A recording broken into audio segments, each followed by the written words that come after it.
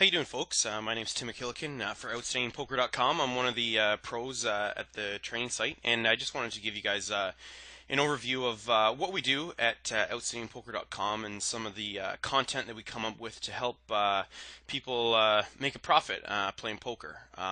It's not a difficult game once you learn how to sort of play properly, play for the long term, not get your emotions involved, and know some of the more I don't know, in-depth techniques we use to really play profitable poker. But so I wanted to give you guys a sample of what we do and some of the content services that we provide through the site. So this is typically how we do our videos. This is typically a one table, or sometimes I'll load up two tables to get a little bit more action, but then just talk about my thought process throughout the hands and why I'm making certain moves, and sort of the thought process and reasoning behind it. Or even sometimes if I'm not even involved in the hand, just talking about general poker concepts that are really important to become a long-term successful, profitable poker player. So this is the standard setup here. Like I said, one table or sometimes two tables to get a little bit more action. But I cover a lot of different concepts that are vital to being a winning player. One of the main one that I'd like to start with is just talking about positional play. Now, when I say positional play, I'm really stressing that the position you have at the table relative to the dealer or button is very important, because if you get to act last, or after your opponents do on each street, then you have such an advantage because you have that much more information to go on when making your moves. So if you sense that your opponent might be weak, you can maybe push them, bet as a bluff and push them off their hand, or you might be able to just, if you're drawing, you can check behind and not have to worry about putting more money into the pot. If like you would if you check to your opponent and then they sense that you were weak and made a bet. So there's a lot of advantages to that, and in the videos I do get into really positional play as one of the main first concepts that beginners should really start to think about, and one of the fundamental mistakes that a lot of players make that you can really capitalize and take advantage of while you play poker, because really the main way that you make your money as a poker player is capitalizing on others' mistakes. Like, as long as you're playing solid fundamental poker, you're going to show a profit in the long run. And yeah, people will say, yeah, there's luck involved and it depends on what cards show up, but in the long run, if you play enough hands, the situations where you're on either side of the luck even out. So a lot of times, if you're just making the right call, then in the long run, it will definitely work out. So that's one of the main positional play is one of the main concepts, as well as just like, well, how does positional play affect like starting hand values? So you notice that I have ace 5 suited here. Now I may potentially, okay, we have a limper on the button here, which generally means that this guy's a weaker player, because when we do advocate at OutstandingPoker.com, if you're getting involved in a pot, you really want to be coming in and playing aggressively. And now both these players just signify weaker players. Like, we get a limp on the button, and then just a slight min raise. I'll call here just for what we call implied odds, and in case I can hit strong flop like I did. That's a great flop for me. I've flopped a flush draw as well as a gut shot straight draw. So now my opponent, he min raised pre-flop there. I'm going to go ahead and bet and play this a little aggressively.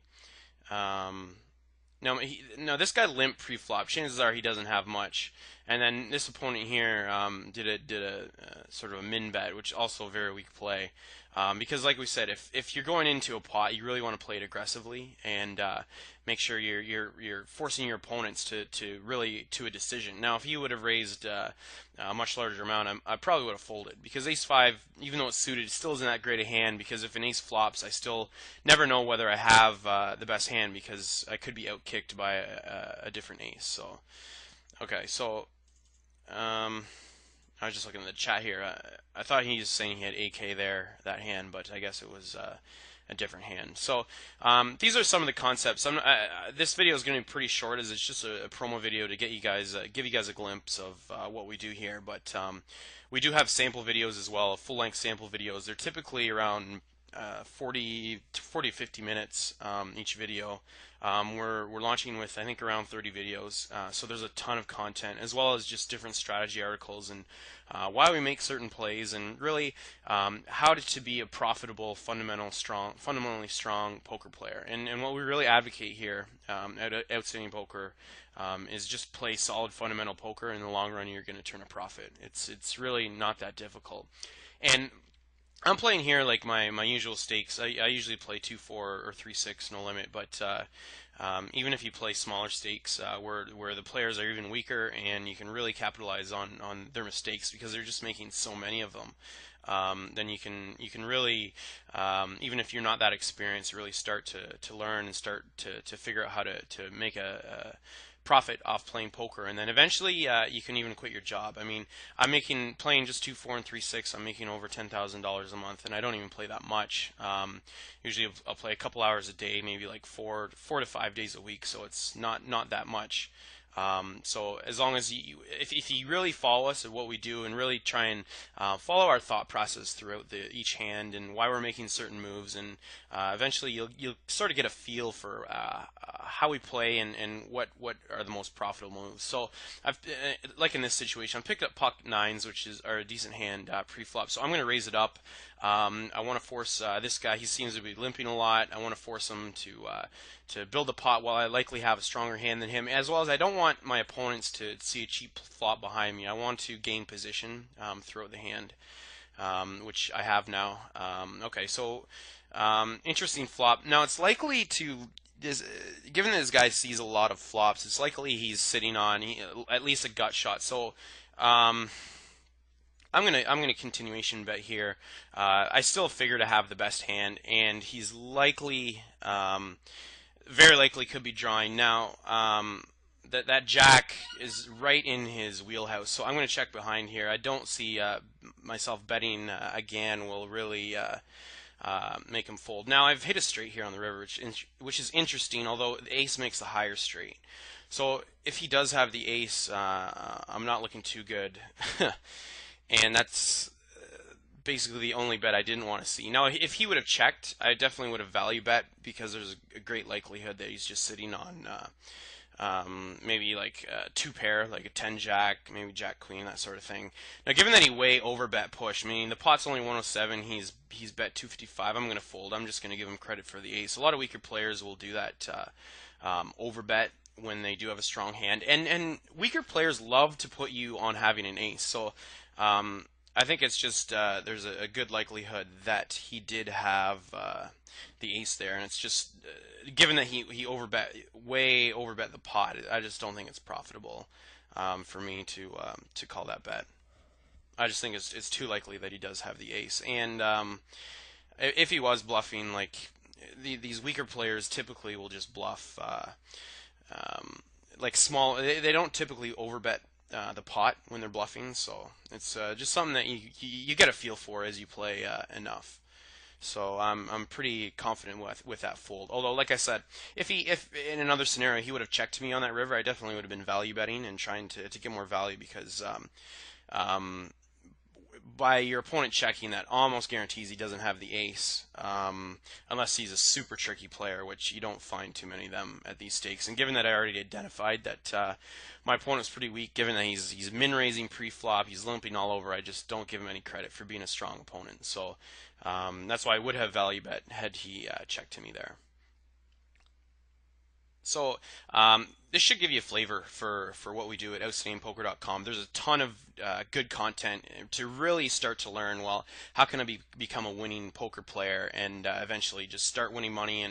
And like I said, if you get good enough and you really follow our advice and take what we're saying to heart and really dedicate yourself to it, you can like quit your day job and really take part in the really convenient and nice, easy to live by lifestyle that being a professional online poker player provides. So I picked up 5-4 offsuit on the button. I'm going to call. It's kind of a marginal call. You could argue that it folds more profitable as well, but I think this guy's a weaker player. I think I might be able to outplay him on the flop, given that I do have position. Now,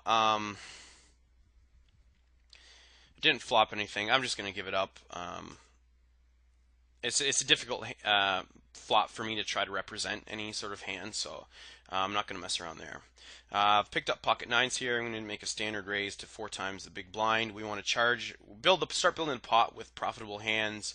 I'd prefer if this guy didn't call behind me, just so that I do have position throughout the hands. The best scenario in this case would be if someone in the blinds calls, and we can play a pot with them. But I mean, I'll take it down pre-flop as well anytime.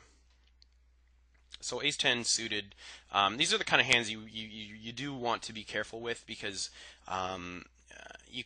when an ace does flop, you can always be kind of wary that you'll be outkicked. I'm gonna go ahead and 3-bet him here. Like I said, when players are on the button, they really open up their pre-flop range. So chances are I have a better hand than him, and I want to sort of build the pot and like what just happened there, take it down if I can pre-flop. So, and coming back to positional play, 6-5 offsuit is just not a hand that you really want to get involved in when you're out of position. And when I say out of position, I mean like in the blinds or under the gun, first to act. Where post flop, you're always going to be first to act against your opponent. Is just not a good spot to be in. So you really want to tighten up and make sure you're playing more premium hands in those spots.